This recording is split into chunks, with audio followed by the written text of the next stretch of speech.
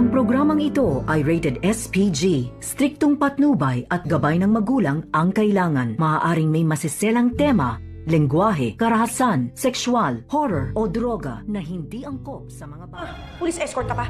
They need Zoe's fingerprints. What? Kaya sana talaga. Narito na nga aking mga karagdagang aabangan sa abot kamay na pangarap. Ikinagulat naman dito ni Moira nang dumating itong si Giselle na may kasamang mga pulis at nagtanong itong si Moira na kung bakit may escort pa daw itong si Giselle na mga pulis. At dito nga na sinabi ni Giselle kay Moira na kinakailangan daw nilang makuha ang fingerprint dito ni Zoe. At gulat na napatayo naman itong si Zoe dito sa kanyang kinaupuan. At wala na nga magawa pa itong si Zoe dahil kinakailangan niya ngang sumama sa mga pulis upang kuhaan na nga sila ng fingerprint silang dalawa ni Moira. Kaya naman, nadiskubre ngayon dito ni Giselle na magkatugma nga itong fingerprint ni Zoe dito sa medical supplies na nakuha ng mga kapulisan. At tinanong ni Giselle itong si Moira na kung ano daw ang motibo nilang dalawa ni Zoe na kung bakit nagawa nga nilang saktan itong si Don Pepe at nagawa nilang ipakidnap. At dito naman na sinabi ni Moira kay Giselle na tigilan na daw ang pag-aakusa sa kanila dahil wala daw silang kinalaman kahit may nakuha na nga silang ebidensya dito kina Zoe at Moira. At sinabi pa dito ni Moira kay Giselle na dapat ang pagtuunan daw ng pansin ngayon ni Giselle na nasa tabi siya ng kanyang ama at kung hindi ay baka mapahamak daw ito. At nagulat naman ito si Giselle nang biglang may tumawag sa kanya at ito na nga si Lynette.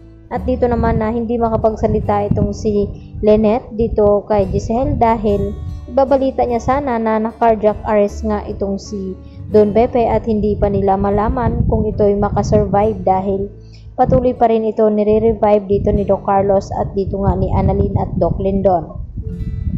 Samantala, bumili naman ng bulaklak itong si RJ dito nga sa kanyang dinaanan at nagulat nga ito na kung bakit may dumapo nga na itim na paru-paro dito nga sa kanyang balikat.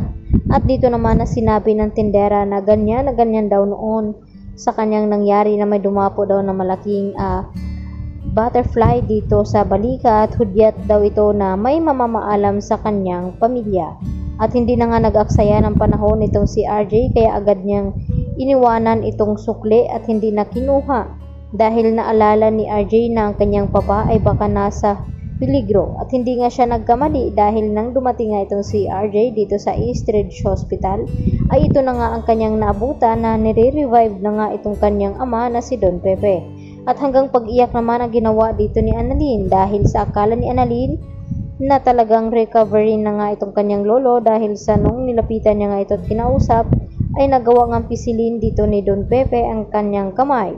At wala naman silang kaalam-alam na may ginawa pala itong si Carlos upang hindi na nga tuluyang magising itong si Don Pepe dahil sa sinabi din dito ni Lynette na sana raw makapag-recover na nga at gumaling itong si Don Pepe nang sa ganon makapagsabi ito kung sino nga ang may pakana sa kanyang nangyari ngayon at nararapat lamang na maparusahan ito at makulong.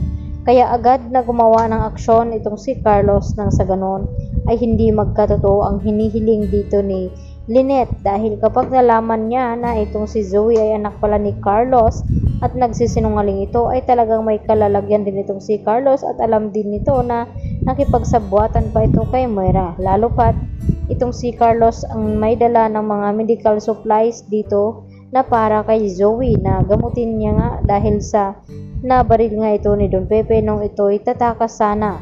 Kaya naman lumabas na nagka-match nga itong fingerprint ngayon ni Zoe dito sa mga nakuhang medical supplies. At wala na nga lusot itong si Zoe dahil may matibay na ebidensya itong mga pulis na pinapanghawakan nila ngayon laban dito kay na Moira at dito nga ni Zoe. At mariin naman na gusto mangyari dito ni Giselle na maparusahan itong mag-ina na sina Zoe at itong si Moira dahil sa kanilang ginawa dito nga kay Don Pepe. Kaya naman ang ating patuloy na pakaabangan bukas mga kapuso, dito lamang yan sa abot kamay na pangarap. At yan lang po at marami pong salamat sa inyong pananatiling panonood dito sa aking munting channel. Hanggang sa muli, maraming salamat. Bye-bye!